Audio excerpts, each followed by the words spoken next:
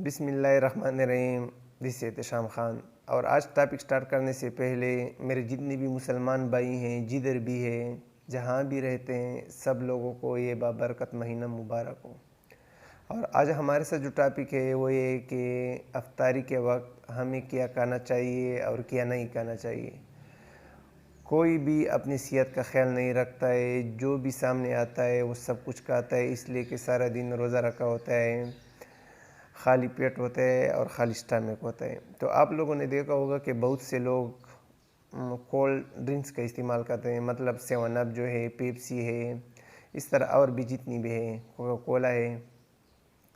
तो जैसे ही बंदा 7 अप लेता है या पेप्सी लेता है तो वो सीधा स्टमक जाता है, वो इससे स्टमक को भी असर पड़ता है और किडनीज पर भी असर पड़ता है। ये जहर की तरह काम करते हैं, इसलिए कि इंसान ने सारा दिन कुछ ना खाया होता है ना पिया होता है। तो मेरा सबसे रिक्वेस्ट है कि प्लीज़ इस चीज़ को बंद कर दें, अफ्तारी के वक्त इसको ना पिएं।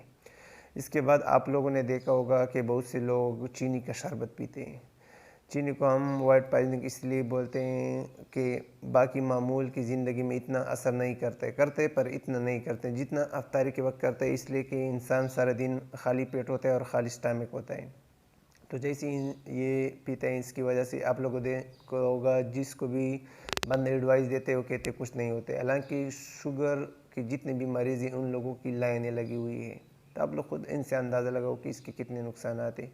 इसके बाद आप लोगों ने देखा हो कि बहुत से लोग समोसे का इस्तेमाल मस्त करते हैं।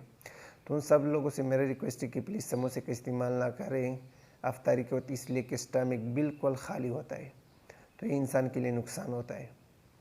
इसके बजाय अगर इंसान पकौड़े का इस्तेमाल करे तो वो बेस्ट है, इसलिए कि उसमें चने का आटा इस्तेमाल होता है, तो इंसान के लिए समोसे से बेहतर है। इसके बाद आप लोगों ने देखा होगा कि बहुत से लोगों को डायरिया का मसला होता है, मतलब उल्टी आती है जैसी वो अफ्तारी करती है, वो खाली पेट पर खरबूजे का इस्तेमाल ज़्यादा करते हैं।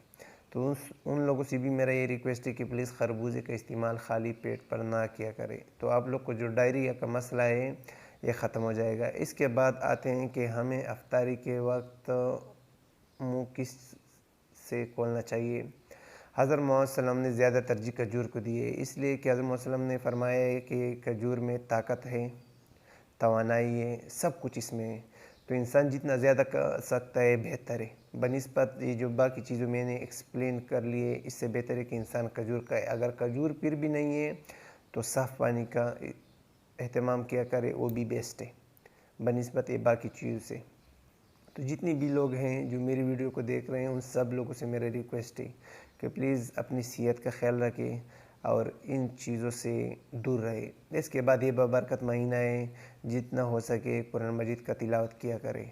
मैं चाहता हूँ कि मेरा पैगाम सब लोग को मिल जाए, इसलिए मेरी वीडियो को आगे भी शेयर करें। Thank you. अल्लाह हाफ़िज़।